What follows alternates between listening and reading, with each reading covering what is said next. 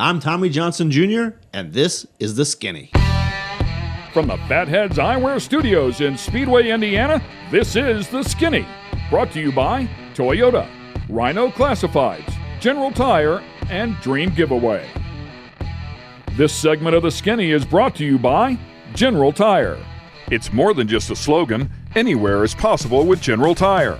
General Tire's Grabber X3 mud terrain tire offers aggressive styling and is engineered for durability with innovative performance features that are ready to carry you through extreme mud, dirt, and rock-covered terrain. For extreme traction that's ready for anything and rugged styling to match, look no further than the Grabber X3. Make your anywhere possible by visiting GeneralTire.com today. Welcome, ladies and gentlemen. This is The Skinny. Ken Stout and Rico Elmore back in the studio once again, and a very special guest will join us. Has been behind the wheel since he was 15 years old, and just one day ago celebrated his 53rd birthday. Tommy Johnson Jr. in the house. Tommy, thanks, buddy, for coming over here. Did I get that right, by the way, 53? Yeah, unfortunately you did, yeah. But, just yesterday, I had a hard time getting up out of bed yesterday. So, yes, it was obviously 53. A little harder than the day before anyways. I feel a year older. I get it.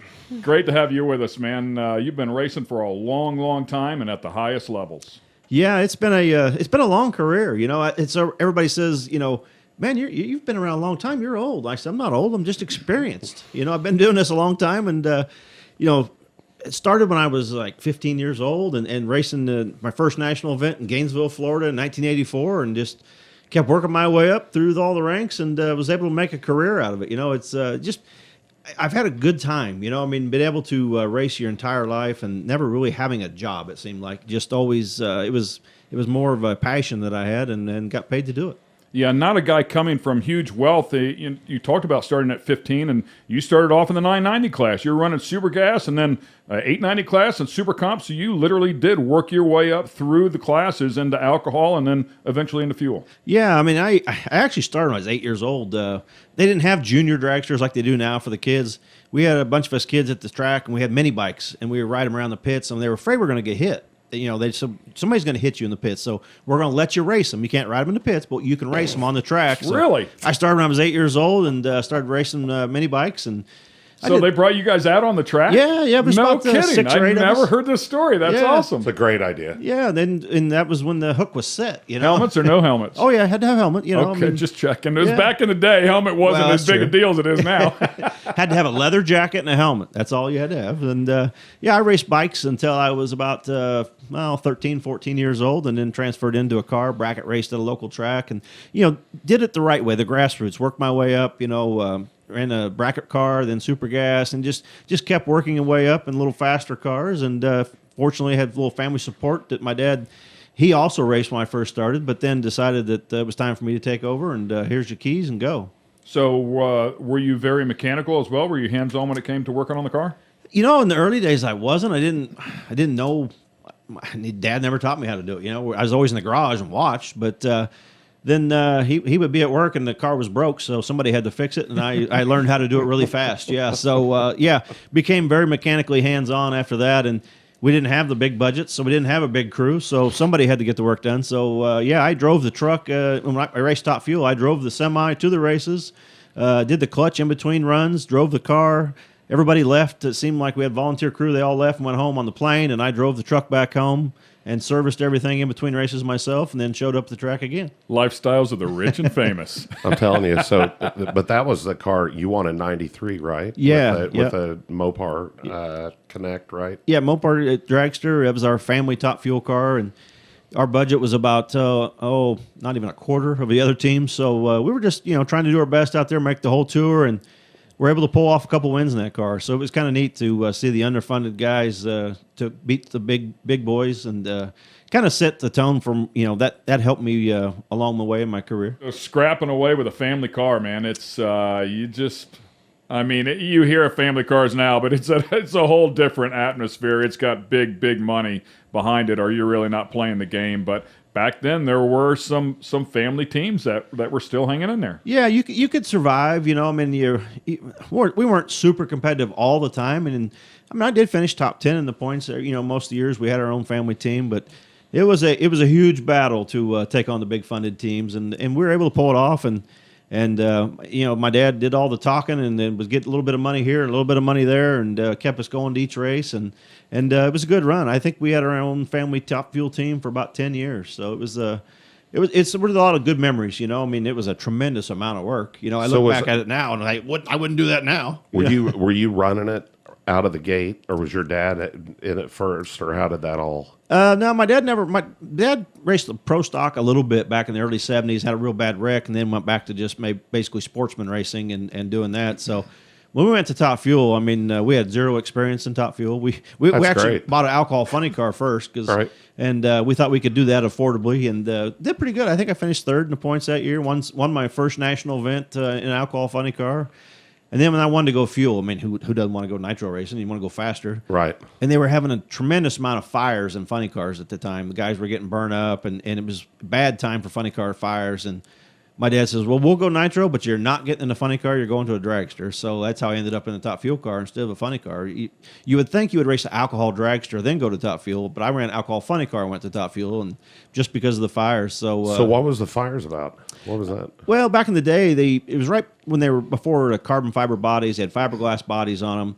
They didn't have the fireproof paint underneath of them. You throw the rods out of it, catches the body on fire, and the thing burns to the ground. I mean, there's nothing left but ash when it's done. And guys they had the brilliance of them make these cars light and fast. Where they have a lot of magnesium panels on the car. Well, they made the seats out of magnesium. Well, the mag, once it starts burning, doesn't stop. So guys were getting burned up in the car because of the magnesium seats and the no fire protection on the bodies. And wow, it's amazing that they did this, And the bodies stayed on the car at the time. They didn't blow off, break away. And I mean, so the guys were just housed inside of this inferno. Yeah, rarely would you see the body come off back then. And, they kick the rods out and have a big oil fire. And the next thing you know, the thing's at the top end of the track burning to the ground. The guy's still in there. I think that's when Force came up with that whole fresh air concept to keep some of the fumes out, some of the smoke out. I tell you, I've had several funny car fires since then, but it's kind of funny. The first fire I ever had in a funny car, 99, I switched over and started driving funny cars, and first fire, I see the thing blows up, has a fire, and you got these little windows in the dash so you can see if the engine's on fire. I see flame in them, and I'm grabbing those bottles as fast as I can. Man, get that thing out. And I'm like, they're like, that wasn't a very big fire. I'm like, I don't care. It was on fire, So this.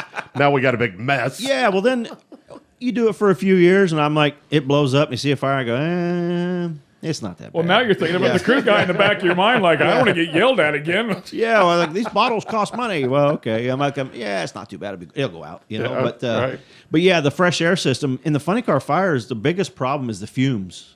It's not really the fire. All the fires I've had, I've never had any problem with fire. It's you can't breathe. The toxic fumes, the carbon or the oil, and everything's burning. And it definitely helps give you a little more time to breathe. It gets rid of some of those fumes. It helps keep the smoke away from you. And I had one really pretty good fire, and the air system did pretty well. But right before it was stopped, I said it was time to go. So I unbuckled and out I came. I think I got her slowed to about 15, 20 miles an hour, but it was time. It was time to go. I'm almost surprised that they didn't work in, and I know they have better ways of doing it now, but because the drag boat guys have been doing it for so long, I'm almost surprised they didn't work in the fresh air system that they put in, that the drag boat guys use, because clearly they do the same thing. They blow up, catch on fire, and then they sink. Yeah. So they've got to have a way to live, and the breathing apparatus inside of that helmet is all sealed off so that they have good oxygen the entire time. Yeah, at least you're on pavement. I mean, you don't sink. You're still sitting there. Yeah, I mean, it helps keep your glasses from fogging up as well. Yeah, exactly. I've learned a few tricks in my day on that. Yeah. So 2007, speaking of fires, I think you were at Englishtown, qualified number 1. Round 1, burn the car to the ground, and the guys thrash for 75 minutes, get one back together, you come back, win the next couple of rounds, and win the race, man. Talk to me about that event. Yeah, that was the fire I was talking about. Yeah, that was it was weird because, we weren't having big fires in funny cars, and won first round, and it blew up right at the finish line. I'm like, whoa, I put the bottles on, and it wouldn't go out. It just kept getting bigger and bigger, and I finally bailed out of the thing and tried to get the body up, but it folded when I got it up, but it shouldn't have happened. We should not have made the next round. The guys, and luckily I had a tremendous team, a group of guys that were like no other in the pits, and they had everything made spare already, ready to go. They kind of planned for this, worst case scenario, and we just bolted a new car together between runs. I had to put new seat belts in. It was burned so bad it burned the seat belts out of it, and it was amazing. We made the next round.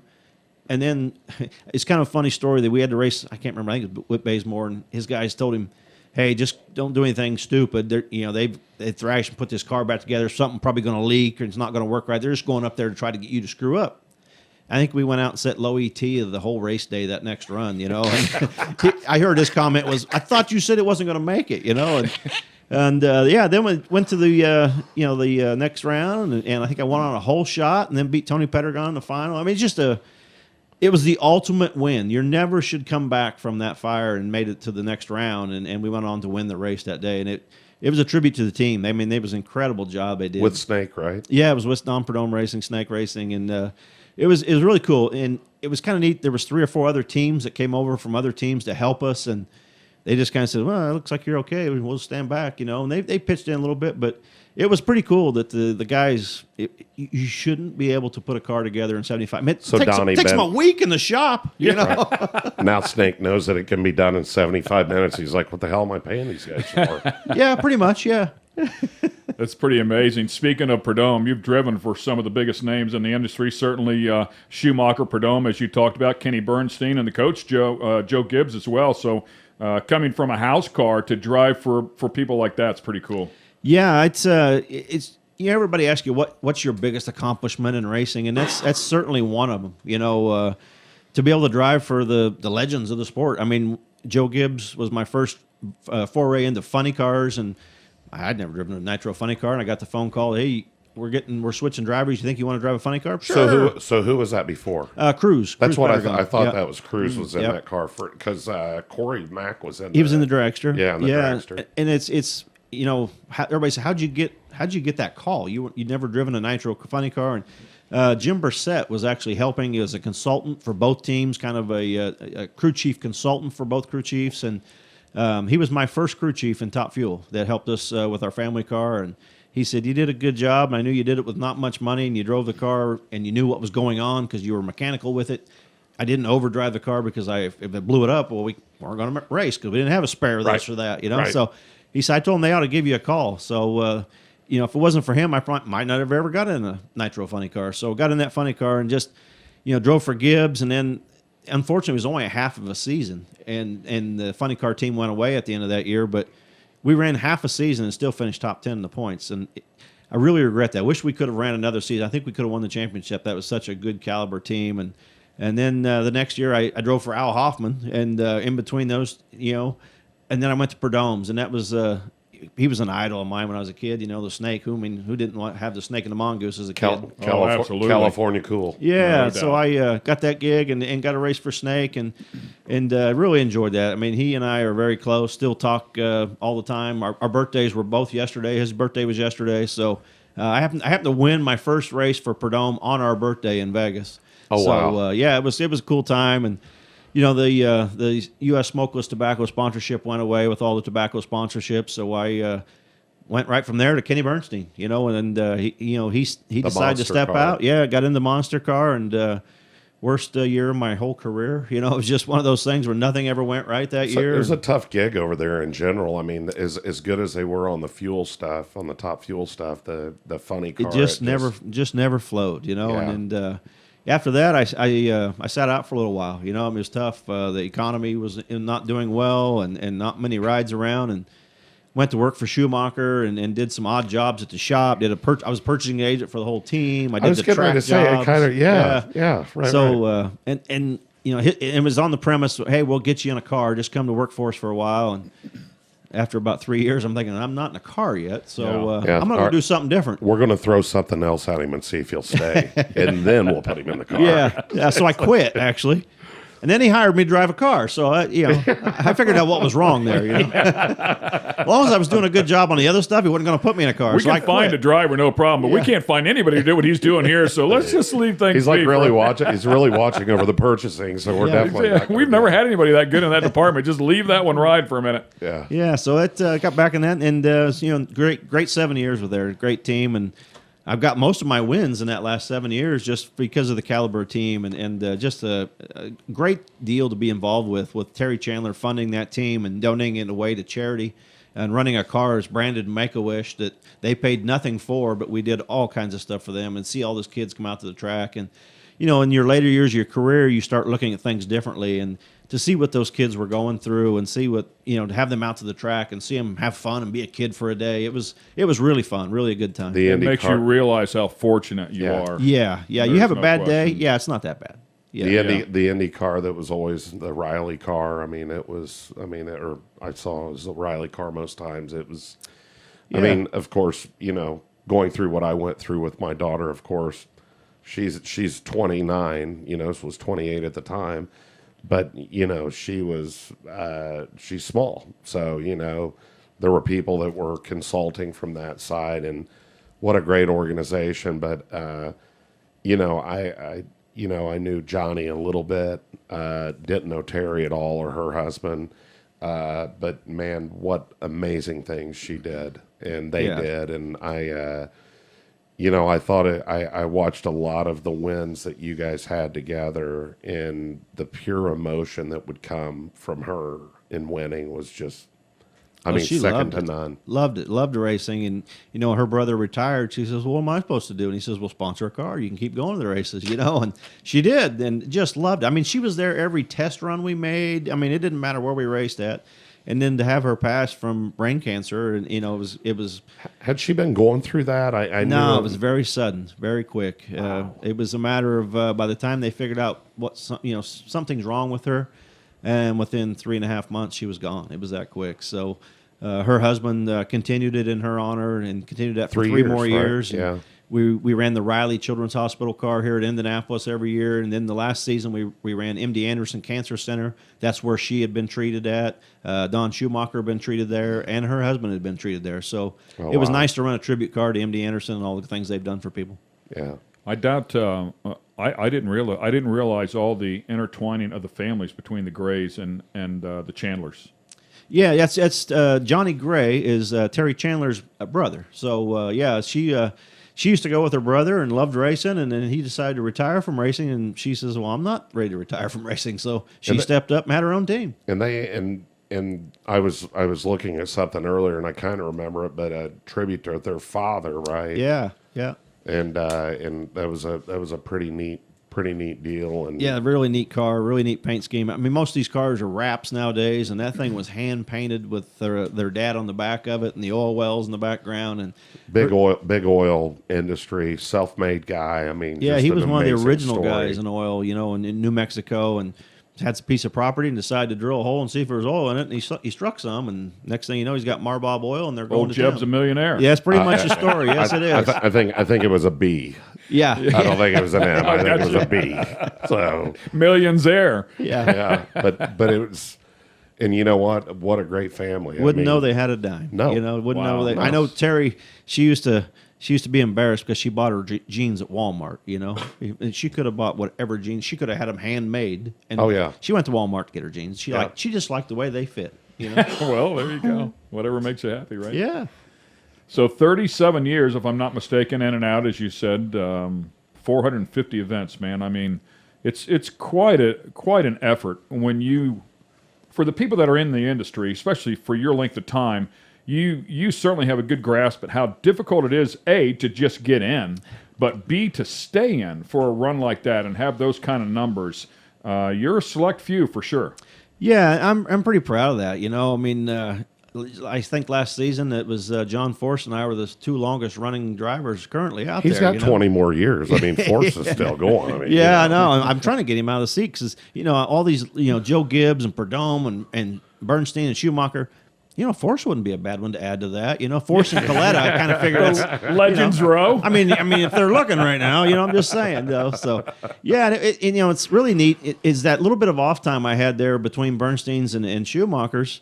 I was fortunate enough to get a call and go overseas. I went to Europe and raced Top Fuel Dragster over in Europe. I went to Middle East, raced a car in Abu Dhabi, a Top Fuel Dragster. I've raced in Australia.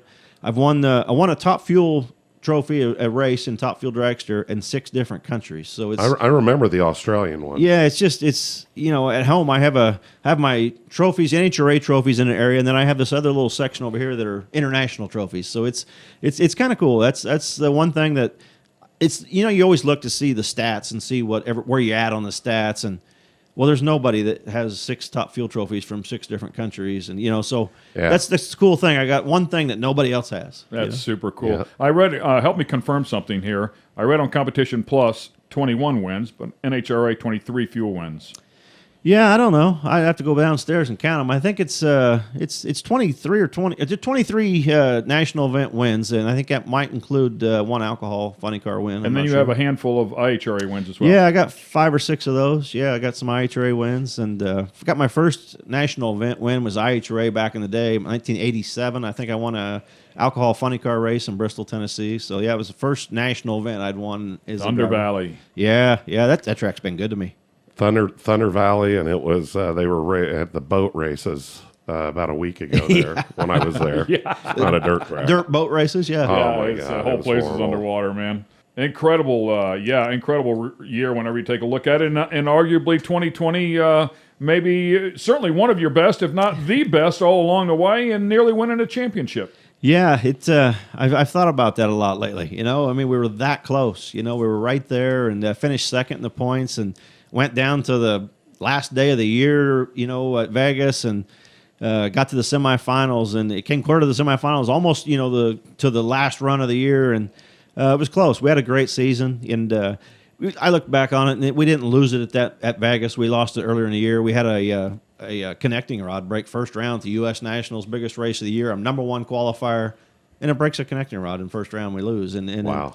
who knows where we would have went that day, but we did have a strong car that weekend and looked like we were in contention to win. And then, so you have to look back at the whole year, and see where things fell apart. But yeah, it was a really good year. I finished second twice in the funny car points. So yeah, it was frustrating to not get that championship. And then at the end of the year, the sponsorship has gone away, and you're sitting here thinking, man, I finished second last year, and well, we're gonna have to regroup and figure out how to come back.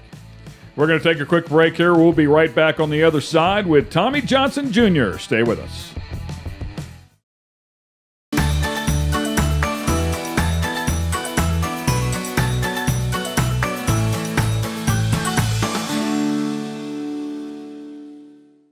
This segment of The Skinny is brought to you by Toyota.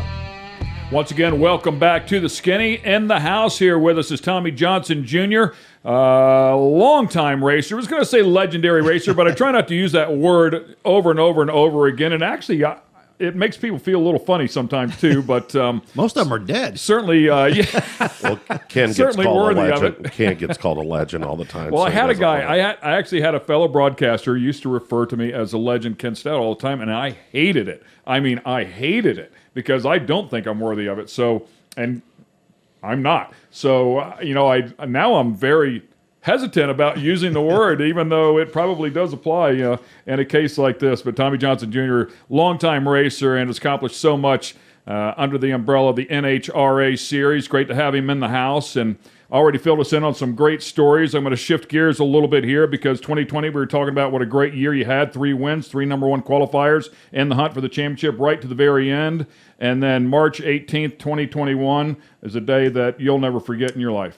Yeah, it's you never expect that your parents are going to pass. I mean, my dad had beaten cancer 2 or 3 times, and you just think that they're invincible. But I got the phone call. I was at Lowe's and one afternoon on Saturday and got a phone call that my dad had a stroke. So it was very impactful. It was a tough deal, and it's hard. I never had experience with it, and now I feel for others that have. It's something you don't want to have to deal with, but life goes on. So I'm fortunate in the fact that I've spent the past 15 years plus racing with my son. Every race he's been in, I think I've been at or very, very close to. But his career, I've been able to be a big part of that career and help him out. And I know that's exactly the relationship you had with your father, only much longer. Yeah, that's my dad and I were like oil and water a lot of times, but at the same time, we traveled together for years. I mean, I wouldn't have never probably been a drag racer if it wasn't for him. I mean, I as a kid, I grew up at the racetrack every Saturday, and then started racing, and we went to the races every weekend. And then as my career progressed, he was there every race. I know one race. It was my first Top Fuel race in Pomona in 1990, and it got rained out, and they were going to let us have a test run the next Friday, and he wasn't at that run. But that's about the only run that I think he wasn't there at the track when I was racing. And then when the family team went away, he would still come to the races and support me, even though I was driving for someone else. He would still be there, and Mom and him would get the motor home and make a trip to the races and hang out and be supportive. So, yeah, huge part of my my career. And a scrapper. I mean, I never had a chance to meet him, but Rico was already telling stories. You mentioned him having a wicked crash, 73 in pro stock, and the doctors, everybody thought there's no way he's going to survive this. Really, they just counted him out to the point that he had to go back and have surgery after he got better, and they realized he was going to survive. They had to fix some stuff that they didn't fix, thinking he wasn't going to make it. Yeah, back in the day, those cars weren't the safest things around, and it blew a tire, went off the track. Track didn't have guardrails past finish line, and it somebody parked where they weren't supposed to, and it hit a ramp truck head on, and oh wow, they didn't have shoulder harnesses and seat, they just had the lap belt, and a 2-inch stock factory lap belt was in there, and it about cut him in half basically and exploded his intestines, and he went through multiple surgeries, and it wasn't, had gangrene set in, and just the story I read was he died 3 times. Yeah, he died. They didn't have the helicopter life flights back then. They transported him in the ambulance, and they had to pull off the side of the road 2 or 3 times and bring him back. And it's funny, he got his nickname 9 Lives after that, because he wasn't supposed to make it, and he passed 2 or 3 times and then came back, and he had some good stories about that as well. But he was never short of a story. No, he loved to talk. That's for sure. Yeah, Rico can verify that. My dad loved to talk, and I loved listening to him. And never met a stranger in his life. Nope. I used to get so aggravated. I'm like, these people don't want to talk to you, Dad. Leave them alone. Like, oh no, I got to know them. I know their family. I know about this, and And he remembered everything. Had an incredible memory. Yeah. Remember everything. Remember that one time we did that? I'm like, no, I don't remember that. And he would remember everything. But he didn't get the tire shake as much as you no, did. he obviously didn't get the tire shake. I don't remember that much as he did. Yeah, you put your head in that paint shaker, it'll rattle some things out, man, for sure. That's exactly what I call it, too. It's like putting your head in the paint shaker. Yeah. But yeah, he knew everybody in the world and loved to talk, and he was the first one to ever do mail order race car parts. Before the Jegs and the Summits back in the day, he started a mail order racing parts business and kind of got that industry going. And then he was kind of the innovator of that. And we had his phones, and he loved to talk. I always told him, I said, you need a computer system in here. And he's like, I don't want a computer. I got to talk to these people. They need parts they don't know they need. So they would buy stuff they didn't know they need. Yes, get them in the store, man. We'll sell them something. Yeah. They'd call in and order parts and bought 3 times the amount of stuff they didn't know they needed it, but they did. I'll sell you a blower, but if you put a blower on it, you're going to need pistons, rod, crank, and you need everything. Yeah. You're going to need all this other stuff. It'll break it if you don't. So. Well, that's what the classy guys did. I mean, and honestly, those guys probably helped us out more than we knew, somebody like that. And just some kid like me would call up and order something. I don't know what I'm doing, and getting ready to just blow the rear end clear out of it because you're putting too much to it. So that's super cool. And like you said, I mean, coming back, he got that nickname 9 Lives. And then we were talking about it in the office before we started the show here. Beat cancer, you said not once or twice, but 3 different times, and then wrote a book about it. Yeah, he got a cancer diagnosed, a colon cancer, and they basically told him he had 3 months to live, and that he should get his affairs in order. And he said, "I'm not ready to die. I'm not going to do this." And so he researched it out and found, alternative methods of trying to beat cancer. And he said, "I'm going to give it a shot. Let's see what happens. I mean, they've stopped my treatment. Why not?" And 3 months later, he went back for his checkup, and he was cancer-free. So they were a little amazed by that. Treatment. Yeah, they stopped the treatments and said, you need to just get things in order because it's not working. Go home, it's over. Yeah. And so help me out here. Fans are listening in, and they're probably going to say, okay, wrote a book on getting rid of cancer. But it is a legitimate, it is worth a read for sure. There is at least what worked for him. Yeah. A way to get rid of it. That's what he said. It may not work for everybody, but it worked for him. And then it's helped a lot of people, actually. A lot of, he wouldn't give advice because he said, I don't want to be liable for anything, but this is what I did, and if you'd like to try it, go ahead, and it kind of walks you through it. Some of the things you're going to see along the way, and your attitude about it, and just different ways of going about treatment. They some money wise, sometimes it's not always what is actually out there to help you, and this is a little different way of doing it, and he beat it once, and then later in his life he had another a tumor up in his neck, from a whole other type of cancer, and got right back on that stuff, and it's gone again, and I think 3 times he beat cancer with that, so it was amazing. It worked flawlessly for him, and I know it's worked for a lot of people because when my dad passed, I got a lot of messages about the people that it's helped throughout the years. Yeah, cancer has affected so many people, as we know, and everybody here in this room, his daughter, my daughter, your father, obviously. So it's amazing you said the attitude. It is amazing how big of a play that is on it, and you got to be ready to fight. Yeah, you got to be ready to fight. When I showed up at the hospital, on our situation, I showed up and Caitlin was sitting there. She had been in and out of the hospital. It was her 3rd time that she was there, and they were getting ready to kick her out again. So we don't know. And the oncologist said, she's not going anywhere until we get this test back. They get the test back. The lady comes in. She tells her what's happened and what's going on, and I'll never, I've said this before, but I'll never forget it. I was standing in the shop up there working in the back of the van, helping one of the guys, and Una called me and said, she said what had happened, and I can't even verbalize it, but told me, and I got in my truck. I literally went to my office, grabbed something, got in my truck, and left, and I got lost going to St. Vincent's Hospital from here. I've lived here 30 years, and I got lost. And, that's how bad it was. But I show up, and I walk in, and she's just sitting there. And I said, how's it going? It's all right. I said, so how's your faith? I'm not really sure. I said, okay, we're going to probably need to get in touch with that a little bit here. But she's been amazing. And you talking about the attitude of it is, and it is so tough to do because especially at 28, you're kind of. Well, it makes you feel so helpless as a father. My daughter was a little less than a year old, and I was driving a tractor trailer at the time, and I was probably in California, but I got a phone call from my wife, who was in the healthcare industry. So she knew exactly what it meant when the doctor told her that my daughter had a tumor that accounted for 1/3 of her body weight at the time. So how old have you got a call? Did you have a cell phone then?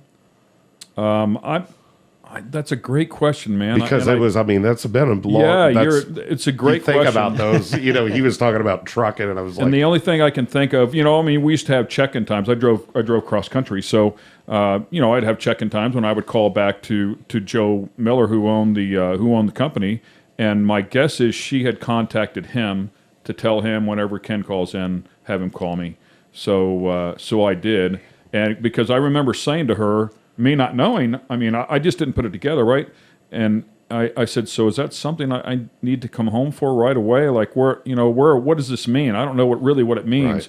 And she's, of course, trying to hold it together, but she said, yeah, you need to come home. So, yeah, I had no idea. She had bilateral Wilms tumors, so she had cancer in both kidneys and a 30% chance of long-term survival.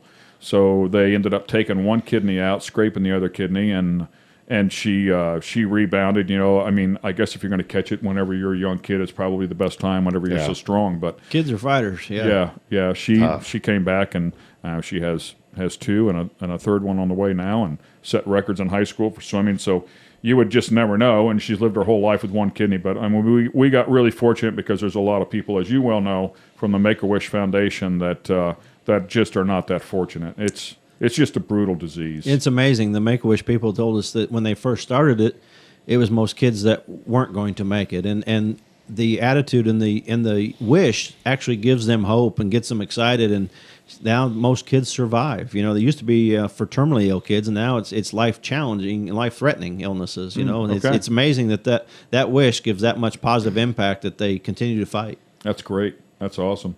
Yeah, my mom passed of colon cancer as well. So, and then it was something where they had misdiagnosed. You know, they did a test and they didn't get all the way to the end of the colon, which I guess is kind of a difficult thing to do properly, and missed that. So by the time they figured it out, it was too late. Cancer is a nasty, nasty disease, as we all know. For the fans that are listening, the name of the book is The True Story of How I Survived Absolute Terminal Cancer. So look that one up, and hopefully it helps somebody. Yeah, it's on Amazon. So, thanks to my dad, I've had plenty of colonoscopies in my life already. Yeah. So. And you know what? And I've been doing them as well all along the way because of my mom. So better safe than sorry. That's right. And, you know, they put you under, and you say all kind of silly stuff when you wake up, and then they tell you what you said, and it's not the end of the world for those that have not done it, and you're worried about doing it. It's a pretty simple process. So make sure you do it, because the end result, if you don't, can be devastating for sure. So, the great stories about your dad that I've already heard, and apparently he really enjoyed those ice-cold silver bullets as well, huh? Yeah, Rico knows he does. Yeah. He had a really good time while he was here. Yeah, he enjoyed himself. So, big race fan. I mean, he loved racing more than anybody I know, and loved to, end of the day, have a little Coors Light with everybody and then talk about it. Yeah, well, you know. Starting into the day, is Well, that what yeah, you're that's saying? He'd have plenty while I was sitting there working, and he's watching me. Yeah, he had plenty of them while then. He was supervising. Yeah, he was a great supervisor. But like I said, and I mean, I love the guy to death, and we had a lot of fun together, and his mom included, Sarah, and we would start the day out, and he would call or text me, and you up there yet? And I'm like, yeah, well. Like I said, we were in our suite on the oval at Lucas Oil Raceway, and we would stand on the back deck and watch them come through the lights at the end. And I mean, it was an amazing place to watch it up high. Just for those who haven't taken in a drag race, go do it. I mean, it's unbelievable. But but he would call me and they camped, or their motorhome was right at the start-finish line. So he'd get on the golf cart, drive the golf cart around to the elevator, come up the elevator. He'd say, hey, got a case of Coors Light. And I said, okay. The first time he did it, I thought, man, that's a hell of a deal, because usually nobody brings anything. I said, that's a hell of a deal. And then I realized that was for him and Sarah. And it was gone by the end of the day, and I don't think anybody else got into the silver bullets during the day. So... But a lot of great stories, a lot of great fun, and he was one of a kind. So yeah, he would invite you over to the motorhome and, hey, stop by and have a beer with me. End of the weekend, he said, man, I can't believe I brought like 15 or 20 cases of Coors Light and it's all gone. I think, do you think it had to do with everybody you invited from the pit area over to have a beer with you? Yeah. Maybe that's where it was. Yeah, there's some beer drinkers in those pits, man. Yeah. Be careful who you invite over. Yeah. You said you were oil and water a lot of times with him, and that's what happens. I mean, well, first of all, it's your parents. I mean, you just tend to butt heads as you get older anyways. And then if you spend a lot of time together, the opportunity is there for it to happen even more. And then when you're at the racetrack, when all of the emotions can be at their highest or their lowest, and drag racing certainly the best at that. But to have your dad there, you've got to have some stories where, and I'm sure my son has stories about me where dad was just a pain in the ass. Yeah, there was a few of those along the way. He would try to. He always loved to tell you advice. You didn't want to hear it, but he would tell you anyway. He was going to tell you. He was a straight shooter. He told you how he thought, and there was no filter. And we would go at it quite often. And I mean, I won a race. I think it was in Columbus, Ohio, one time, and we were battling it out between rounds, trying to fix something. And he's telling me how to do it, and I'm telling him to be quiet. And I know what I got it. And we battled it out, and we're yelling and screaming at each other, and we go up for the final and win the race, and then we're happy as can be in the winner's circle. It was great, Right. And it was on Father's Day, I think. So it was like, yeah, okay, well, I'm sorry I yelled at you, but you shouldn't have told me, like. During the interview, I want to dedicate this to my dad. Yeah, we would fight like cats and dogs, and then 5 minutes is over. It's history. It's gone. Yeah. Didn't And it's just that passion of everybody wanting to do well. We both want the same end result. It's just two different ways of getting there. Yeah. There's more to driving a car than driving a car. Yeah, well, I heard that a few times. Yeah, he, as the career was progressing, he kept, gave me advice on everything, and the one thing he told me, and I was at first I'm like, yeah, okay, I know, there's stuff more you got to do more than drive a car. But as the years went on, I started realizing that it was true. That what he was trying to tell me was driving the race car is probably the easiest part of the job. You know, it's all the other things that you need to be good at, and you need to work on everything, the whole package, instead of just driving the car. There's a lot of great drivers, but he can't do the media work. He can't do the interviews. He can't do the TV. He can't do the sponsor, meet and greets. And you need to work on the whole package. And he used to hit me with that all the time. Is there's more to driving a car than driving a car, because there would be something I didn't want to do, or I'm like, I hate doing that, and he would throw that in there, and you go, okay, But you usually don't see the wealth of that knowledge they're giving you till it's afterwards. But fortunately, I picked it up along the way, and nowadays, absolutely there's more to driving a race car. That's the easiest part of the job. And of course, he just passed a couple of weeks ago, so you've yet to feel the full wrath of his loss. But as you go forward, if you're at the racetrack and you're getting inside of a car, doing whatever it is that you're doing, I think you had made a comment somewhere along the way. It's the small things, and now you pause and you think about those things. Yeah, it's probably the silly things, something really silly it'll spark the memory. But it'll be tough. There'll be times that you'll be happy, and there'll be times you'll be sad, and plenty of sad days ahead, I'm sure. Once again, we'll take a quick break here, and we'll come back on the other side and talk about some more racing here with Tommy Johnson Jr., some wonderful stories about his father who just recently passed.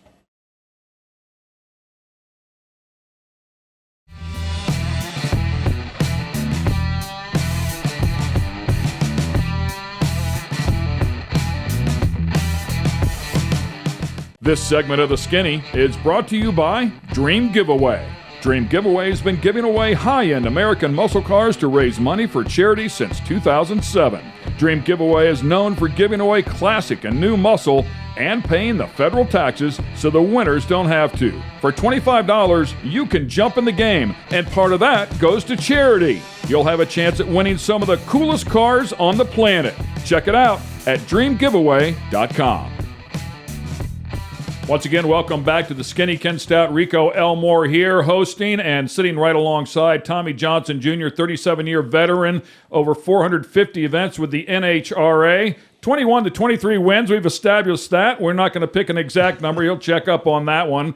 One of 17, I believe, to win in both Top Fuel and in Funny Car. One of 18 to qualify number one in Funny Car and Top Fuel. So this tough guy sitting over here, and he is a tough guy, has a hobby, and one of his favorite hobbies is to make candles. What? Candle maker? And I love what you use to make the candles. They're awesome. Yeah. all like reuse. Like I saw the nitro piston. Yeah. A little disappointed you didn't bring a couple in to share. Just... What's the business is so busy right now. Yeah. What's the nitro piston smell like? Like when the nitro cars fire up, it just burns the hell out of your eyes. Well, I'm trying to replicate the nitro smell. I've been trying to figure out how to do that, and it's a harder smell to replicate than you'd think. It obviously is very expensive to get that smell. So, yes. Very much. Yeah, drum of that is they're not giving that away. Yeah, it all started as I don't know. My wife conned me into doing it. She saw a wine bottle made into a candle, and you ought to make me one of them. I'm like, yeah, I can do that. And then I found out it was kind of hard, and but I like a good challenge, so I kept at it, and I think it was about 12 or 13 bottles later, I finally got, there you go, look at that. Honey, we need to kill another bottle of wine. Yeah. Because I ruined this one. So, and then I'm a perfectionist, so I critiqued my job and figured out how to do a little better. And I started off by doing it by hand and bottles, and then I bought this little saw and little sander. Now I have about a $3,000 saw and about a $2,500 sander, but boy, they're nice now. They look really good now. Yeah. And you do really cool stuff. Like I saw one, I think it was in a Jack Daniel's bottle. Yeah. That a little bit of everything. Some sort of jar or can that holds chocolates, like high-end chocolates. Yeah, anything, any glass, anything made of glass, I'll cut it and make it look, make it into a candle. And I've made wine bottle chandeliers, making lights out of them. I've done a Jack Daniel's chandelier, and we've cut them in half and made little flower pots out of them, and we've made serving trays, little cheese and cracker trays out of them. So what do you do? Go around to all the bars and, hey, if you got any bottles? Well, I'm in racing, so I know a lot of people that like to partake in activities after the races. That I just go around the pits and load up my truck, and But every year at Minnesota, He's every year at Brainerd, go help them clean up the campgrounds. He's dumpster diving after Brainerd. Yeah, pretty much. Yeah. That's good. But they got a couple places that save us their bottles, and because people walk in my garage and they see that I didn't drink all that. So I'll make a statement right now. I did not drink all that.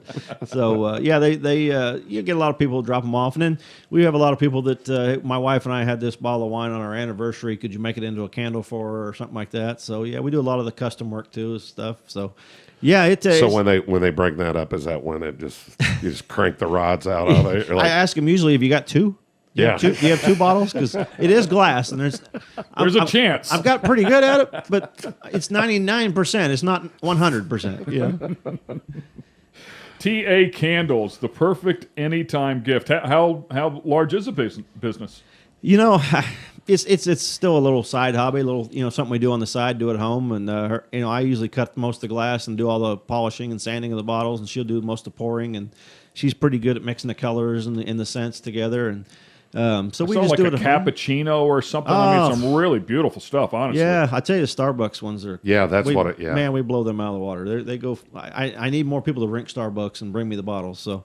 Is it the glass bottles? Yeah, little glass bottles you get at convenience stores. Right. Man, I was told not to drink those anymore, but I'm trying to help. For a I good never cause. go there. I seriously have no idea what you're talking about. I never go to Starbucks. Yeah, they're the glass bottles about like this. Yeah, the iced coffees. Oh, yeah. I know what Get you're them in talking about. The convenience iced coffees, stores and stuff. Yeah. And if I've actually and if not seen them anybody there, I've seen them on the plane because you can buy them on the plane. That's where I saw them. Yeah, if anybody listening wants to donate those Starbucks bottles, we'll get at you Christmas set up. time, those are a There's a big case seller. of 'em. Yeah, they're a big seller at Christmas time. But it's a seasonal business too, because we ship them and we can't really ship them in July. You get there and you have a melted candle, so it's really big during the Christmas seasons and the things cooler you months. learn. Yeah.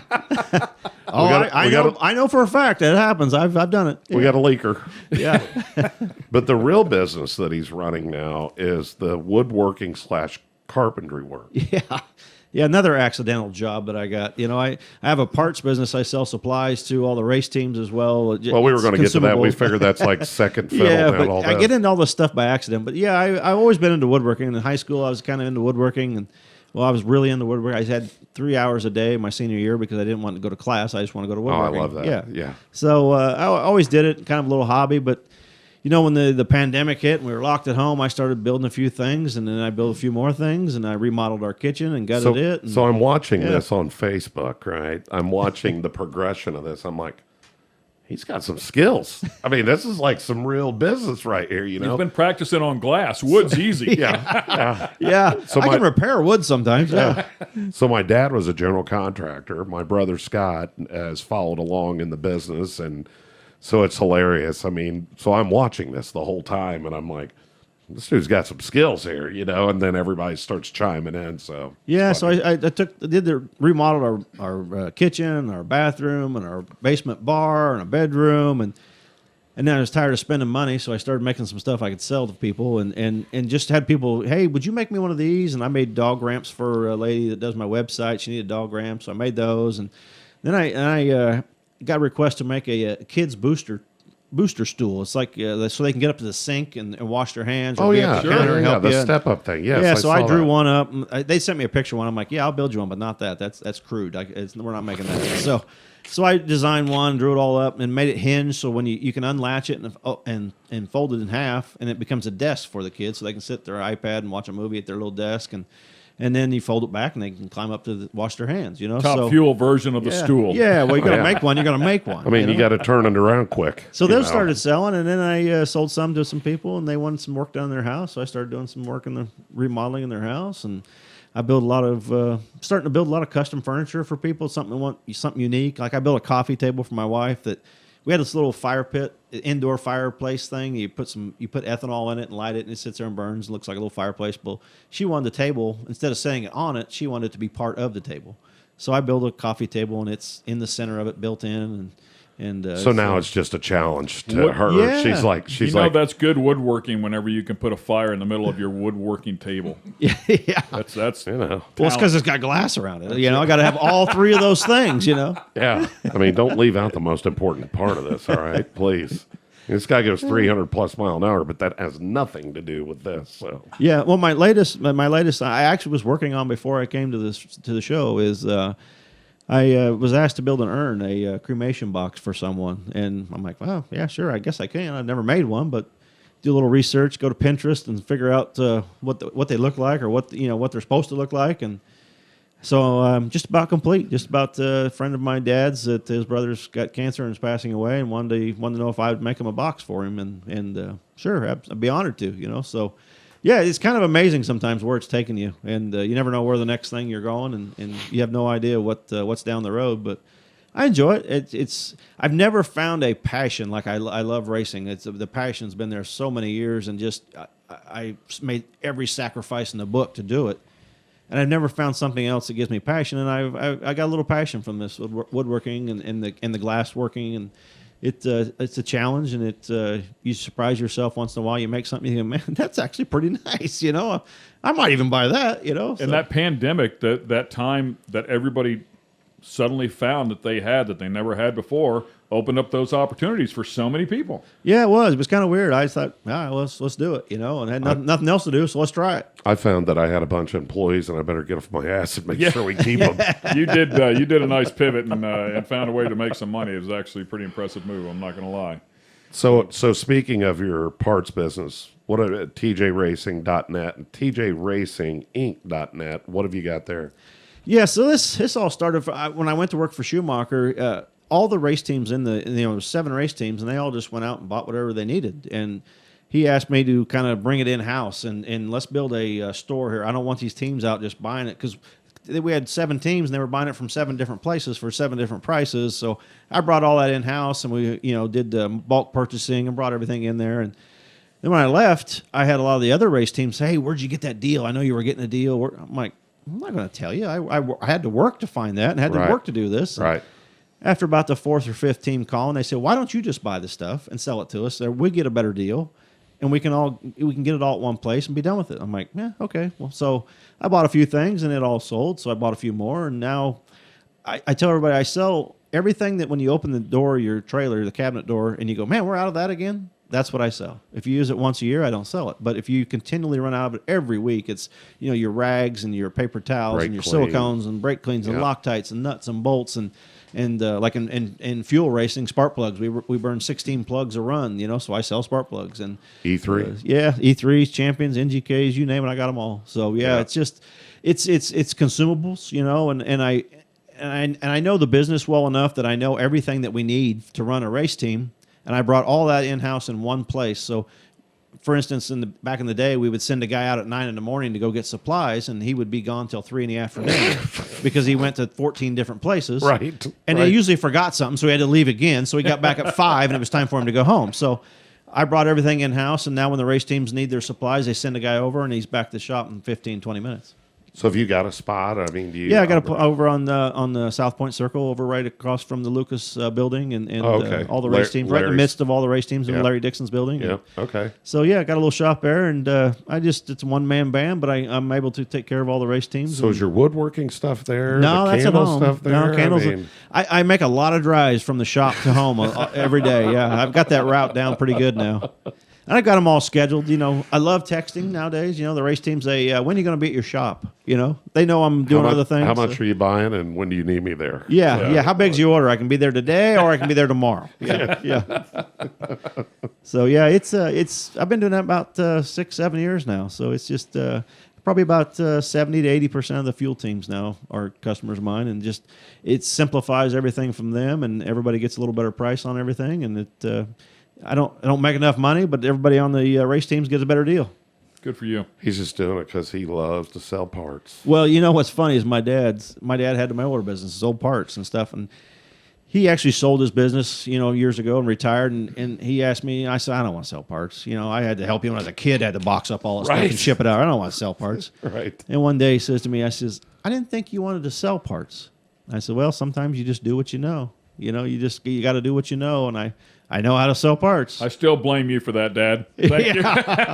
Yeah. So I think he was proud of it. I might have been a little perturbed that I waited until he sold his business and to decide to do it. But, Yeah, right. But I think he was proud of it, you know, because he taught me that. I worked in the shop, you know, boxing up stuff and putting shipping labels on it, and out the door it went. You You're know, like me. I mean, if I can't do it the hard way, I'm not going to do it at all. So you go ahead and sell that one, and I'll do a complete startup.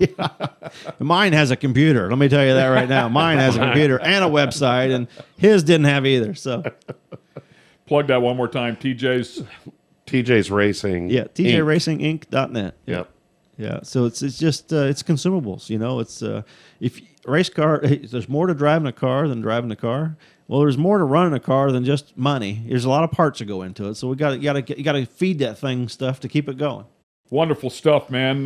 Let's talk about those guys that you drove for. I'm not going to put you on a point and say who was the best to drive for. My guess is everybody had something different, something special. But of Schumacher, Bernstein, Prudhomme, Gibbs, what was the biggest difference? I would think, you know, Gibbs is one way, and you talked about Al Hoffman. I mean, I just see those two guys being completely at opposite ends of the spectrum. Yeah, that's an understatement. Yeah, that was big. That was big difference.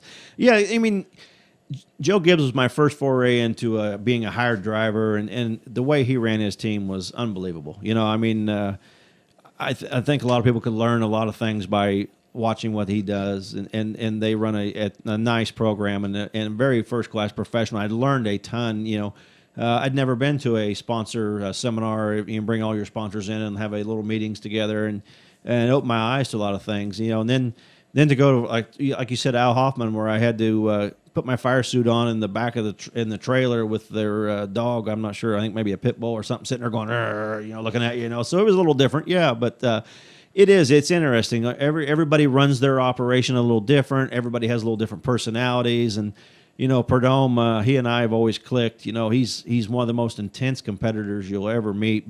And he will yell and scream at you and tell you how screwed up you are, and then slap you on the back and say, "Okay, we're good. Let's go have a beer." You know, and he supported you both ways, and we've continued that friendship for years. And Bernstein was 100% business.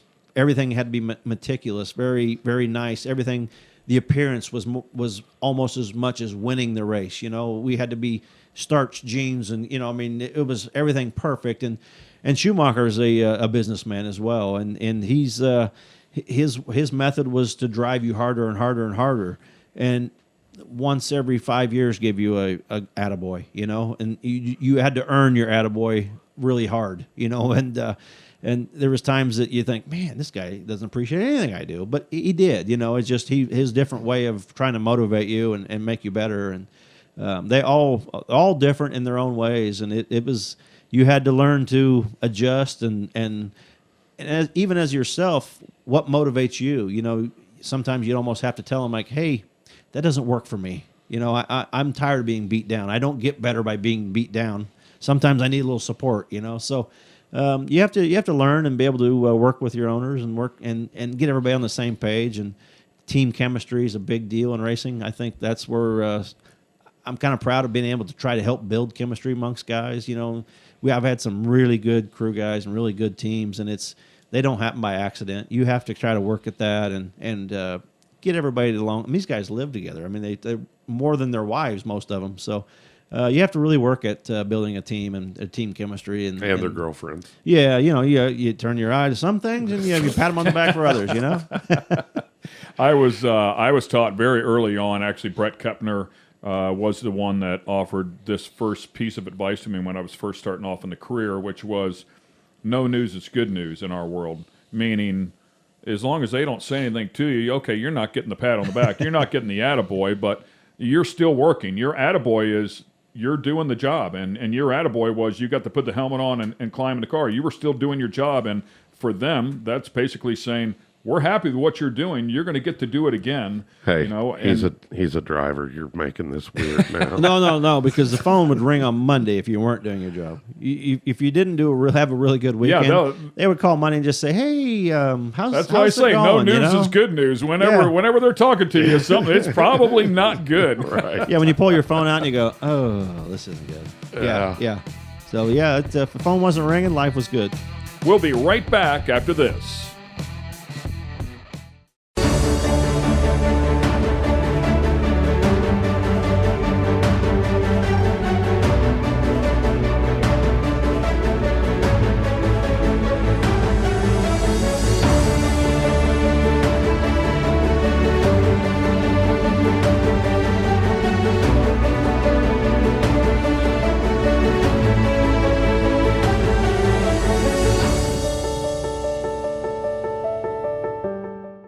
This segment of The Skinny is brought to you by Rhino Classifieds. Tired of all those ads and random stuff that shows up when you're looking to buy or sell your car parts? Rhino Classifieds was created just for you. Welcome to a streamlined buying and selling app created by racers for racers and race fans. Modified cars, classic cars, race cars, that special big block you need, the trailer to move your baby around the country in. We got you at rhino.co. So talk to me about the future, man. What's coming up in 2021? What do you see going forward? You've played this game for a long time, seen the sponsors come, seen the sponsors go. You've bobbed, you've weaved, you managed to stay in the game. But it's always tough, especially when you have big sponsors that become lifelong friends, that relationship that you had with those people. That goes away. What lays in front of you now? Where are you going? Yeah, it's an interesting question. I mean, it's tough right now. I mean, it's no secret that COVID and all the pandemic has made things a little bit difficult for everybody, and I'd certainly hope something would come along, But I'm just going to be patient. Last time I think was 4 years, almost 5 years in between rides, but I did a bunch of other stuff in between them, so I'll keep busy. I've got a couple people maybe you've asked about testing a car here or there, and running some other cars. I've talked to the people in Australia about going back down there and running, but keep working on it. Keep trying to secure something, and I'm not. Second place leaves a bad taste in your mouth, and it's like, yeah, I've had a great career, but man, I was second. I was that close, and it leaves a little fire in you. It's like I don't want to. I've had a great career, and I can walk away anytime. No, I don't want to now. I want to do it again. He's got 20 more years. I'm telling you. Force has proven if you that. finish sixth, it's like, all right, whatever. But to be that close. To be real close. To be real close and then be out of a ride, it's really aggravating, and it's like it drives you a little bit. So, yeah, I'm going to try to put something together, and then you never know what lies ahead. Hopefully something will come together, and we can get back out there and run full time. And it's a lot of years on the road and a lot of travel, and I enjoy my time at home. I actually had a really good time during the quarantine last year, being at home and doing this stuff, and something I'd never got to do my whole life. I was like, wow, this is unique. This is what people do every weekend. So it's I enjoyed that. So I could see me doing it for a while longer, but I mean, I don't know if I want to be like John Forrest and be 70-some years old and doing this. I mean, it's a lot of time away and a lot of time with traveling, and I got to hand it to him. I don't know if that's what I'd want to do, but certainly got. He's wired a little different. Yeah, he is definitely. A little different. And I don't mean that in a bad way. No, he just is. No slight. His passion and his love for the sport is like no other, and his love for the business of the sport is like no other. I think he thrives as much on. I mean, the sponsorships that he's had to go from Ford to Chevy and the companies that he's had from oil maker to oil maker, and I mean to replace those with competitors, that typically would have. I mean, it's amazing, and I think that's just as exciting to him as getting in the race car. Oh, absolutely, and that's what he lives for, and that's what's keeping him going. That's why you wouldn't know he was at his age right now, because that's what drives him. That's what keeps him young, and I feel the same way. I mean, it's. I went to a class reunion and I thought, wow, what happened to you people? It's racing that keeps you young. I mean, it keeps you going and keeps you thriving, and I don't want to lose that. I want to keep going, and so hopefully something comes along, we get back in the seat, and in the meantime, I'll stay as active as I can and jump in something here and there, and drive whatever. But I mean, I've driven about every class there is except for one or two, and I'm not sure I want to drive either one of those. But I don't care. I'll give it a shot. We'll see what happens. So yeah, it's future's wide open right now. Just waiting to ride it. You have a preference? Can you tell a difference between quarter mile and 1,000 foot? Not really, I mean, I know initially when it happened, of course you're going to feel it, but I can tell you this: I would not drive one of our cars nowadays to a quarter of a mile. There's no way. There's just it's not safe. It's definitely not safe. You know, I mean, it's hard enough to get these things stopped now at 1,000 feet instead of going to a quarter mile and losing that 320 feet. And the speeds that we're running are incredible. You know, to 1,000 feet, I ran faster to 1,000 feet than I ever have in my career to a quarter of a mile. So, which is amazing how they caught that up with the shortening of the track. Not only that, but if you recall, I mean, they went from 100% nitro, right? Yeah, back to 90%, and yeah. it choked them back for. It took them a minute to figure that one out. Yeah, but. it's racers in general will. You tie their hands behind their back, and they figured out how to get them free again. You know. Well, I've always said those guys that are working on them are rocket scientists that just decided to play with cars. Yeah, you start looking at little things, and it's all of a sudden the little things make a big thing, you know, and you start putting 4 or 5 little things together, and that equals a big thing. So. Well, I always thought it was kind of cool because they could never use all the power. I still can't use all the power. Consequently, the clutches that you guys use, but. Now they just say, okay, well, we'll back this thing up and we'll go 1-to-1 a little bit sooner and we'll start making up time that way. Yeah, it's amazing, the technology. And like we've always had a lot of power. And, you know, these things making 11,000 horsepower, but how do you use all that? And the technology in the clutch and how they've figured out how to apply that without slipping the tire and accelerate the car faster. And, I mean, these things go 0 to 100 miles an hour in less than a second, you know, so... it's a ride that I don't want to give up. I mean, it's an adrenaline rush off the chart. So it's the hardest thing as a driver to do is stay ahead of the car because you're accelerating so fast. Being able to think faster than the car's moving, and that's what I give advice to the new drivers is you have to get comfortable enough to be ahead of the car, and you have to think faster than that car is because the advice I got when I started was if you think it moved over 6 inches, it moved 6 feet. You know, they're accelerating that hard. So, yeah, it's an unbelievable rush and they accelerate these cars that fast. And everybody says, how fast can they go or how quick can they go? You still got to leave the start line before you get to the finish line. Other than that, there's no limit. Yeah, I agree. But the story, a good one that you're talking about, something funny was Antron talking about when you have a wreck. And, of course, Antron may be just a little animated because it hits you so hard you go it just took off like ooh there's a 60-foot clock clone, oh it's getting through the jiggle, oh Lord right. It's coming up on the tire, oh darn bump, they can't fix this track. Yeah, exactly. You're like, what the hell, man? And then you get to half track and you hit the trans, it's like ooh it's hooked up, like God, dog, it's starting to spin the tire. They got to put this fresh paved asphalt down. They couldn't let it season in.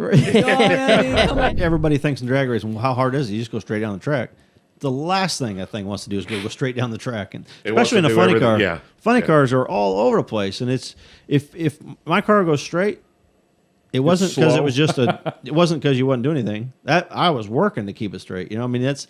In the funny car and a dragster are night and day difference to drive. You know, they're totally different animals. The funny car, you never stop steering. In the dragster, you telling yourself, don't steer, don't steer, don't steer. The tire shake stuff, where do you feel that first? You feel it in your hands? You feel it in your butt? Your head usually. Yeah, I mean, so there's no warning. It's no warning, you whatever. just feel it directly up at the top of the seat. Yeah, I mean, in your butt and in your head. I mean, it just beats your head side to side. It's a weird thing to describe to people what tire shake is, you know, but it's actually the tires trying to run over itself, you know, and it's running over each tire and they're doing it independently, and it's just taking your head and beating it right. Yeah, when you say maybe a better description is it's actually folding under itself. Yeah, folding under. It's trying to run over itself and it's folding under there, and it's brutal. It's very brutal. And what does that cause from? Well, it's multiple things. It can be either too fast, your wheel speed's too fast, or it can be wheel speed too slow. It's too stuck to the track. You actually want those big rear slicks to be slipping. You do not want them stuck to the ground because then the tire can't get out of its way fast enough. So it needs to just be slipping. It can't be spinning, but it's got to be slipping. Don't run new slicks every time? Yeah, don't run new slicks. Yeah, well, only at nighttime. Night runs, you got to have it because the track's really tight. You need a little slip. So. And it blows me away. You say that, and we chuckle, we laugh. Because everything else in the racing world, you want a new tire. But I can't tell you how many times I've walked up to the back of a fuel car, and you can see where the edges are blistered, and they'll go out there and make another run. I'm like, how's that even possible? Yeah, new tires they don't have the grip that a heat cycled tire does. You would only run a new tire at nighttime, you know, when the track is really tight and we want a little wheel speed. And if your track's hot during the day, you want a tire that's really sticky. So you get one that's been run, several runs or, at least one. Yeah, I mean, you see the tire, you can see where it's just the heat's been in it, where it's like purple. Yeah. On the edges of it, it's like. And just to clarify for the fans that maybe aren't used to the terminology, but you say when the track is tight, it has a ton of grip. You want a new tire so it will actually have a little more slip. Yeah, you want it to slip a little bit. The track's really tight. And then when it's hot and sunny out, then you want a tire that's got some runs on it, so it's a little grippier, so you have more grip because the track will give you your slip then. So yeah, it's a science. I mean, down to the tire, even tire size. They're all the same, but yet when they come out of the mold, each set's a little bit different size. So we would have on hand at least 6 to 8 sets of tires, and we run a shorter tire if the track is tight. If we run a little taller tire if it's a loose track, so we can vary that with air pressure and stretching the tire a little bit. We'll sit out in the sun and stretch it, make a bigger set. Keep some that are small, keep some big in the middle. So we'll change set of tires just based off of track conditions on how much wheel speed we think we're going to have at the starting line. And clearly a matching set. Last thing you want is one size. That's a big thing. Yeah, you want and I'm sure easy to do. Yeah, it's not a sprint car. There's no big right no rear. stagger. Yeah, no stagger. Yeah, you want to make sure they're even. Yeah, he's got 3 inches of stagger in that funny car. Ugh. Yeah, this thing's pulling to the left real bad. I can't figure it out. Yeah. I thought it had a cylinder out, but it's just rear tires are off. Yeah. So much technology inside of that sport, and that's what I really love about it. The deeper you get into it, to see just how good these guys are, and it's always amazing to me. When I was a new dad coming into karting with my son, you want to throw the kitchen sink at it. Oh, he's off the pace. We need to do this and this and this, and the good guys are like, let's just do this little thing over here. We're not that far away. But if you're new to it, you want to throw the kitchen sink at this thing, and it's amazing how much difference those little bitty increments will make as you guys pick away at it. The kitchen sink and a pocketbook. Yeah, yes, that's what you really want to throw at it. Yeah, your wallet and the kitchen sink. Yes, exactly. Man, great stuff. Well, we appreciate you taking the time, man. Yeah, it's been fun. I know you're close to town, and we'd love to have you over here more often. Absolutely. Thank you for everything you've done, all the memories you've made, and the good times you've given us all along the way. I know you were having a good time in the car as well, at least for the most part. Yeah. But we appreciate what you've done in your career, man. It's pretty special. Yeah, there's nothing more fun than hitting the throttle and then pulling the chutes. Yeah, that's what it's all about. The acceleration and then the decel. Awesome stuff. Ladies and gentlemen, Tommy Johnson Jr. here on The Skinny, and now you know the skinny about him. Hopefully you find some sponsorship. We see him back out there doing what he loves to do best in 2021. For Rico Elmore, I'm Ken Stout. We'll see you next time. Thanks for being with us here on The Skinny. This episode has been brought to you by Toyota, Rhino Classifieds, Dream Giveaway, and General Tire. For the latest in sunglasses, optical frames, accessories, and apparel, be sure to check out fatheads.com. That's Fatheads with a Z.